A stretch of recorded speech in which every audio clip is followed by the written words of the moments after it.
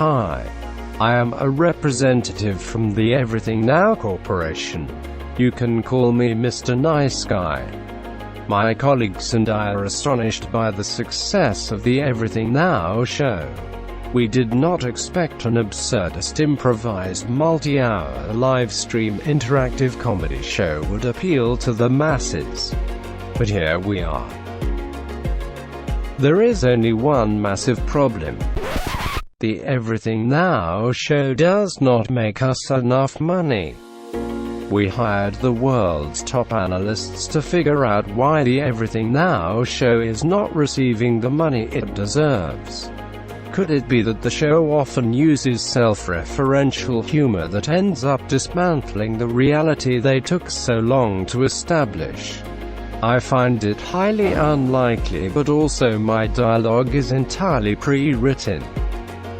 Could it be the pervasive ironic product placement and biting send-ups of American consumerism, while maintaining creative freedom without legitimate branding deals?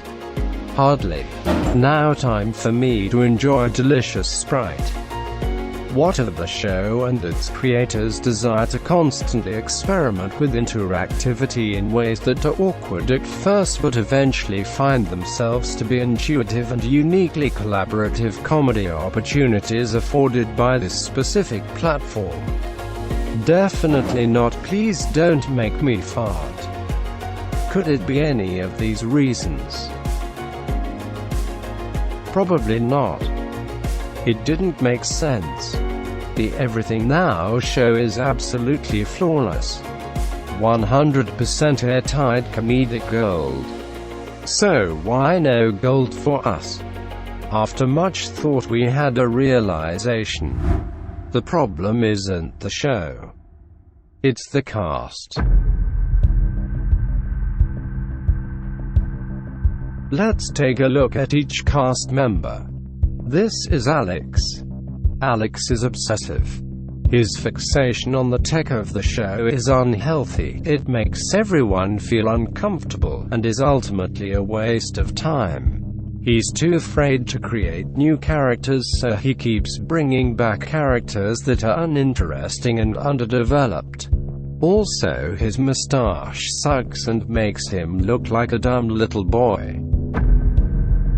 This is Rocky. Rocky is too paranoid that everyone does not like him or anything he finds valuable to actually produce anything worthwhile. We can't understand a single thing he says. Simply put, him being the only person of color on the show is not enough to distract from the fact that he is the least funny on the team and pretty much useless outside of his incredibly large muscles. This is Jake. Jake's insistence on using accents is equal parts problematic and unfunny. His refusal to appear on camera without a ridiculous costume or affectation shows a well-deserved lack of confidence in his personality. His status as the only member of the cast without a romantic relationship demonstrates an obvious absence of sex appeal. This is Chris. Chris is always lazily dragging himself through both his on-camera work and his off-camera obligations. He has never stretched his artistic potential in any way, doubling down on comedic crutches that have proven unsuccessful time and time again. He's always crying like a child about useless bullshit like his quote-unquote future and the way Alex treats him. This is Sydney. Sydney believes her position as the only woman in the group would get her extra points, but that didn't pan out. We've told her time and again that loud is not a strong character trait, and her continued use of high decibels is upsetting. She constantly tries to bribe the team with baked goods. Nobody likes a kiss-ass. We could have anyone in the world run our perfect show, so why are we letting these 5 nobodies from Los Angeles do it? So we fired the cast. and assembled the greatest creative team the world has ever seen. This is Alec. Alec is brilliant. His technical knowledge allows him to shape-shift between performer and engineer, reducing the amount of show staff we need to pay. He confidently creates few characters with more dimension, which is great among audiences with short attention spans. Also, his mustache is pronounced and makes him look like a sexy detective. This is Ron. Ron's eclectic pop culture literacy opens the show's relevancy to a wide variety of audiences, and brings unique perspective and imagination to a show already relying upon innovation and inspiration. He has a passionate drive to make humanist, connective art. Critics are sure to enjoy the eccentricities of his references, whilst younger woke audiences will appreciate the ethnic flavor his Filipino background brings. This is Jay. Jay's use of vocal mimicry makes him accessible to a variety of foreign markets. A chameleon on the stage, his ability to lose himself into a character makes him an ideal canvas for branded content. His bachelor status will surely appeal to lonesome, sex-crazed viewers. This is Chris, which is short for Christian.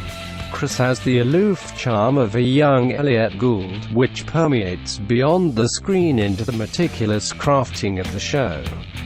He's constantly expanding on what it means to be an artist, blurring the line between the reality and unreality, where he graciously dances with ease. He's like Elliot Gould. This is Cindy. Cindy is a total girl boss. She is unafraid and undaunted to be the only woman in this boardroom. In fact, she thrives in it.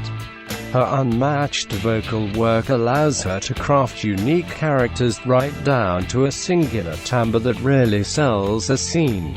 Watch out, Gordon Ramsay. She's a whiz in the kitchen and is constantly nourishing herself and her co-workers a home-cooked meal that provides the energy we all need for business.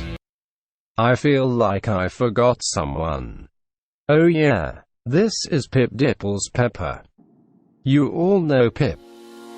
With the help of this new team, the already perfect Everything Now show will be even more perfected. The show will be equally hilarious, but this time we'll be using that humor to make big cash. Mr. Nice Guy, will be joining you in the Discord as your new ENS liaison, so keep an eye out for my announcements about the latest happenings of the Everything Now show. Oh, and be sure to never mention any of the old cast ever again. Ha ha. Alright, have a good night. This broadcast will restart in approximately 5 seconds.